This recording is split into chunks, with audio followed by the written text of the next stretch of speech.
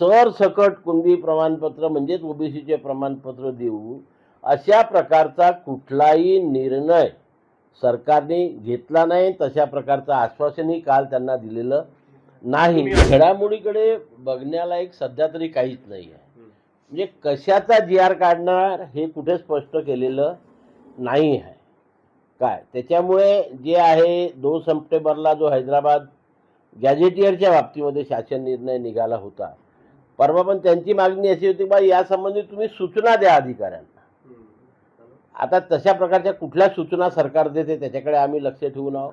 आणि बाकीच्या मागण्या मी पाहिलं की रात्री 1 वाजता त्यांनी उपोषण सोडलं, पण त्याच्यामध्ये असं कठोर किंवा ओबीसीच्या आरक्षणाला धक्का लागेल किंवा आम्ही सरसकट कुणबी प्रमाणपत्र म्हणजेच ओबीसीचे प्रमाणपत्र देऊ अशा प्रकारचा कुठलाही निर्णय सरकारने घेतला नाही. तशा प्रकारचं आश्वासनही काल त्यांना दिलेलं नाही. तुम्ही आश्वस्त आहे का? काल मुख्यमंत्र्यांनी पुनरुच्चार केला की आम्ही एकाच्या टाटातलं काढून दुसऱ्याला देणार.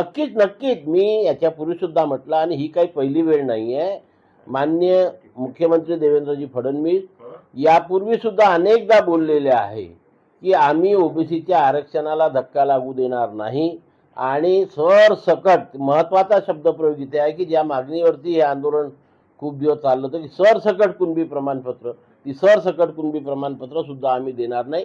ज्यांच्याकडे पुरावा आहे, वडील, आजोबा, पंजोबा, खापर पंजोबा यांच्या महसुली किंवा शैक्षणिक कागदपत्रावर कुणबी, मराठा कुणबी, कुणबी मराठ्याची नोंद असेल, त्यांना प्रमाणपत्र दिल्या जात असेल त्याला आमचा विरोध नाही, कारण तो नियम आहे.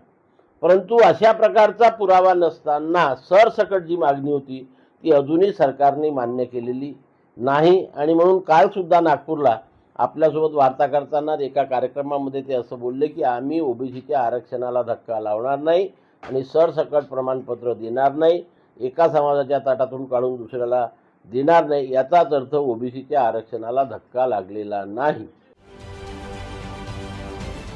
महाराष्ट्रातील सर्व बातम्यांचे विश्वासार्ह व्यासपीठ, सकाळच्या सर्व सोशल मीडिया प्लॅटफॉर्मला लाईक, फॉलो आणि सबस्क्राईब करा. तसंच सर्व नोटिफिकेशनसाठी बेल आयकॉन प्रेस करायला विसरू नका.